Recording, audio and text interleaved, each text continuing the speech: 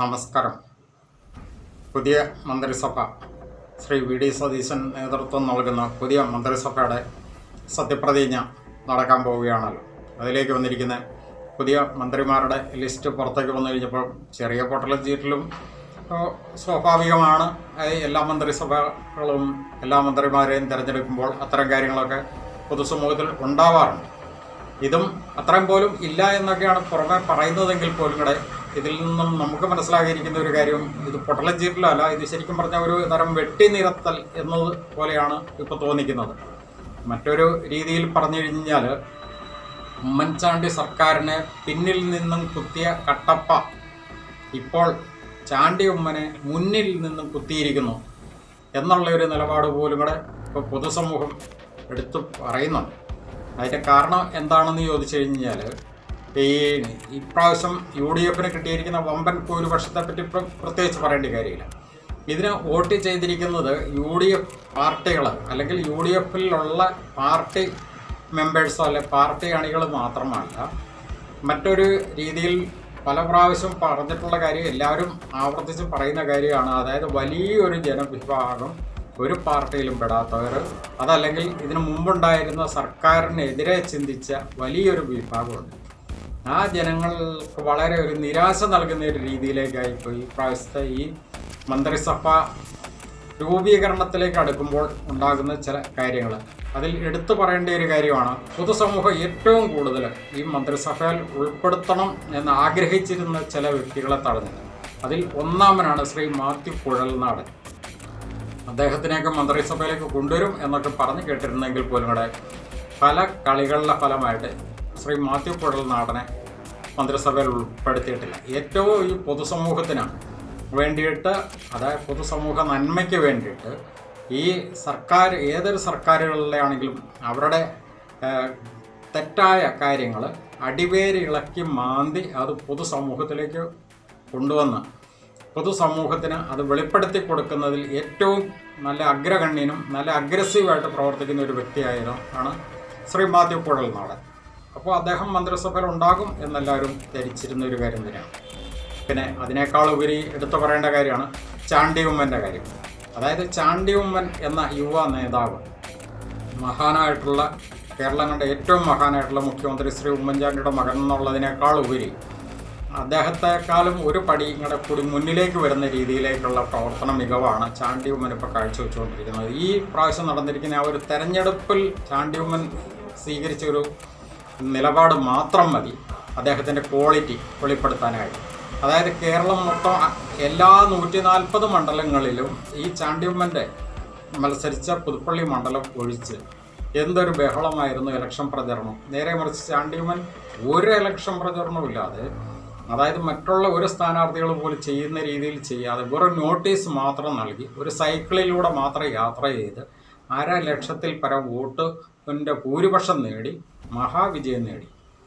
അത്രയും ക്വാളിറ്റി ഉള്ളൊരു യുവ നേതാവാണ്. അദ്ദേഹത്തെയൊക്കെ ഒഴിവാക്കുക എന്നൊക്കെ പറയുമ്പോഴത്തേക്കും ഒഴിവാക്കിയതിനൊക്കെ പറയാൻ ന്യായീകരണങ്ങളൊക്കെ ഒത്തിരി ഉണ്ടാവും. Cinematic model.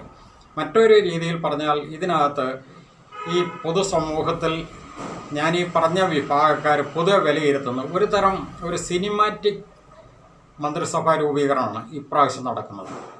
എല്ലാം ഒരു സിനിമാറ്റിക് ടച്ച്. കാരണം എല്ലാവരും കൃത്രിമമായിട്ടുള്ള വാഗ്വാദങ്ങൾ, കൃത്രിമമായിട്ടുള്ള ന്യായീകരണങ്ങൾ, കൃത്രിമമായിട്ടുള്ള അപ്രോച്ച്മെൻറ്റ്, കൃത്രിമമായിട്ടുള്ള ചിരികൾ, സംഭാഷണങ്ങൾ, അങ്ങനെ ടോട്ടാലിറ്റി നോക്കിക്കഴിഞ്ഞാൽ ഒരു തരം സിനിമാറ്റിക് സ്റ്റൈലാണ്.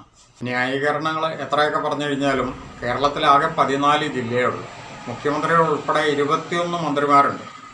ഓരോ ജില്ലയ്ക്ക് ഓരോ മന്ത്രിമാരെങ്കിലും സ്വാഭാവികമായിട്ട് വരേണ്ടതല്ലേ. ഇവിടെയാണ് ചില വിവേചനങ്ങൾ. പക്ഷെ അതിനെല്ലാം ന്യായീകരിക്കാനുണ്ടാവും.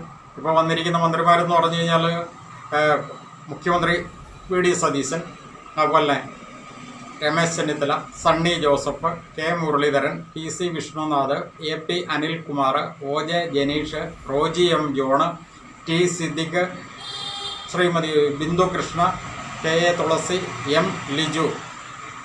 അതുപോലെ തന്നെ മുസ്ലിം ലീഗിൻ്റെ ഭാഗത്ത് നിന്നുകൊണ്ട് PK Kunhalikutty, PK Basheer, KM Shaji, M Shamsuddin, VE Abdul Gafoor, പിന്നെ മോൺസ് ജോസഫ്, കേരള കോൺഗ്രസ് ജോസഫിൻ്റെ കടുത്തുരുത്തിയിൽ നിന്നുള്ള മോൺസ് ജോസഫ്, പിന്നെ CMPയുടെ CP ജോണ് തിരുവനന്തപുരത്ത് നിന്നും ജയിച്ചു വന്ന, അതുപോലെ തന്നെ RSPയുടെ ഷിബു ബേബി ജോണ്, പിറവത്ത് നിന്നും ജയിച്ചു വന്ന കേരള കോൺഗ്രസ് ജോസഫ് ഗ്രൂപ്പിൻ്റെ അനൂപ് ജേക്കബ്, ഇത്രയും പേരാണ് മന്ത്രിമാരായിട്ട്. അതുപോലെ തന്നെ സ്പീക്കറായിട്ട് ആണെങ്കിൽ തിരുവഞ്ചൂർ രാധാകൃഷ്ണൻ, അതുപോലെ തന്നെ ഡെപ്യൂട്ടി സ്പീക്കറായിട്ട് ശ്രീമതി ഷാനിമോൾ ഉസ്മാൻ, പിന്നെ ചീഫ് വിപ്പായിട്ട് കേരള കോൺഗ്രസിൻ്റെ തന്നെ ജോസഫ് വിഭാഗത്തിന് നൽകും എന്ന് പറഞ്ഞിട്ടുണ്ട്. പേര് അനൗൺസ് ചെയ്തിട്ടില്ല. അപ്പോൾ ഇത്രയും പേരാണ് മന്ത്രിമാരായ, അതുപോലെ തന്നെ സ്പീക്കറും ഡെപ്യൂട്ടി സ്പീക്കറും ചീഫ് വിപ്പും ഒക്കെ ആയിട്ട് വരുന്നത്. അപ്പോൾ ഇതിൽ നിന്നും ഒത്തിരി ന്യായീകരണങ്ങൾ ഉണ്ടെങ്കിൽ ഈ ആകെ 14 ജില്ലയേ ഉള്ളൂ. ഓരോ ജില്ലയ്ക്ക് ഓരോ മന്ത്രിയെങ്കിലും കൊടുക്കേണ്ട സ്ഥാനത്ത് പല ജില്ലകളിലും ഇപ്പോൾ എടുത്തു പറയാനാണെന്നുണ്ടെങ്കിൽ കാസർഗോഡ് ജില്ലയ്ക്ക് ഒരൊറ്റ മന്ത്രി പോലുമില്ല. അതുപോലെ തന്നെ ഇടുക്കി ജില്ലയിൽ കംപ്ലീറ്റ് അസംബ്ലി മണ്ഡലവും UDFന് ഈ പ്രാവശ്യം പൊതുസമൂഹം വോട്ട് ചെയ്ത് വിജയിപ്പിച്ചിരിക്കുന്നതാണ്. ഒരൊറ്റ മന്ത്രി പോലുമില്ല ഇടുക്കി ജില്ലയ്ക്ക്. അതുപോലെ തന്നെ പത്തനംതിട്ട ജില്ലയ്ക്ക് മന്ത്രിയില്ല. അപ്പോൾ ഇതിനകത്തൊക്കെ ന്യായീകരണം എത്രയുണ്ടെങ്കിൽ പോലും ഈ ചെയ്തിരിക്കുന്ന കാര്യങ്ങളൊക്കെ വളരെ വളരെ ഒരു തെറ്റായ ഒരു സന്ദേശമാണ് തുടക്കത്തിൽ നൽകുന്നത് എന്നുള്ളത് കൂടെ കൂടി ഇതിനകത്ത് ചേർത്ത് പറയേണ്ടതുണ്ട്. ഇനിയിപ്പം മറ്റൊരു കാര്യം നമ്മൾ എടുത്തു പറയേണ്ടത്, അതായത് നമ്മുടെ രാഹുൽ മാക്കൂട്ട ഈ ഇലക്ഷനിൽ UDFൻ്റെ വിജയത്തിന് വേണ്ടിയിട്ട് ഏറ്റവും കൂടുതൽ പരിശ്രമിച്ചിട്ടുള്ള വ്യക്തികളിൽ ഒരാളാണ് എന്നുള്ളത് പലരും അംഗീകരിക്കുന്നില്ലെങ്കിൽ പോലും അത് യഥാർത്ഥമായൊരു സത്യമാണ്. കാരണം ആ ഇലക്ഷൻ്റെ അവസാന ലാപ്പ് വന്നപ്പോഴത്തേക്ക് രാഹുൽ മാക്കൂട്ടം സോഷ്യൽ മീഡിയയിലൂടെ നടത്തിയ ഒരു പ്രചരണത്തിന് കിട്ടിയ ഒരു ഹൈപ്പ് എന്ന് പറയുന്നത് അത് മറ്റുള്ള ഏത് നേതാക്കന്മാരും ഇവിടെ പൊതുസമൂഹത്തിൽ പബ്ലിക്കിൽ ഇറങ്ങി നിന്ന് പ്രവർത്തിച്ചതിനേക്കാളും വളരെ അധികമാണെന്നുള്ളത് രാഷ്ട്രീയം ശരിക്കും നിരീക്ഷിച്ചിട്ടുള്ള ആളുകൾക്കറിയാം. പക്ഷേ അത് പലരും അത് അംഗീകരിക്കാനുള്ളൊരു വൈമുഖ്യം, കാരണം രാഹുൽ മാക്കൂട്ടം കോൺഗ്രസിൻ്റെ അല്ലാണല്ലോ, പാർട്ടിയിൽ ഔദ്യോഗികമായിട്ടല്ലാത്തത് കൊണ്ട് അത് അംഗീകരിക്കാനുള്ളൊരു ബുദ്ധിമുട്ടുണ്ട്. അപ്പോൾ ഇപ്പോൾ ഇതിനകത്ത് പറഞ്ഞു വെക്കുന്ന ഒരു കാര്യം എന്ന് പറയുന്നത്, പൊതുസമൂഹത്തിൽ ഇപ്പോൾ പലരും അത്തരം കാര്യങ്ങൾ ചൂണ്ടിക്കാണിക്കുന്നുണ്ട്.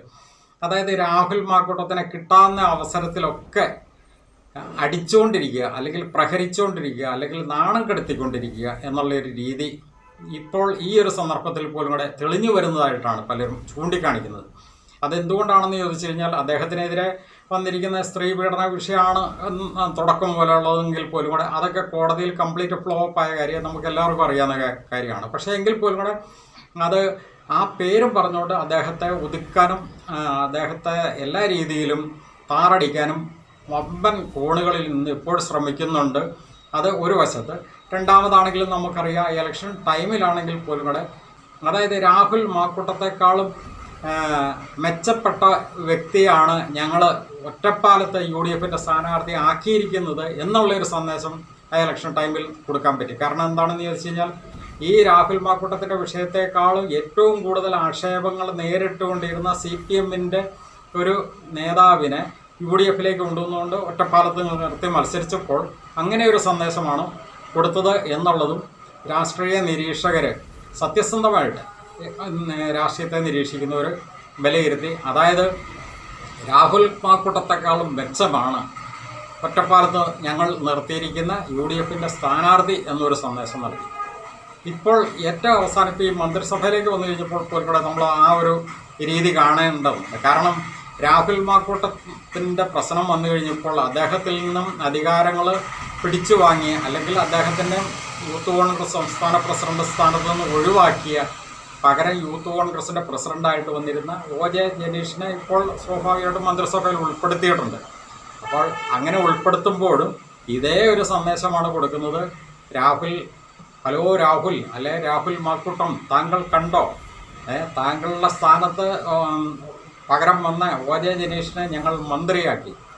അപ്പോൾ അത് താൻ വേണമെങ്കിൽ ഒന്ന് കണ്ടു, അല്ലെങ്കിൽ കണ്ടു കൊതിച്ചു, അല്ലെങ്കിൽ കണ്ടു വേണമെങ്കിൽ സങ്കടപ്പെട്ട് അവിടെ ഇരുന്ന് കരഞ്ഞു എന്നൊക്കെ പറയുന്ന രീതിയിൽ.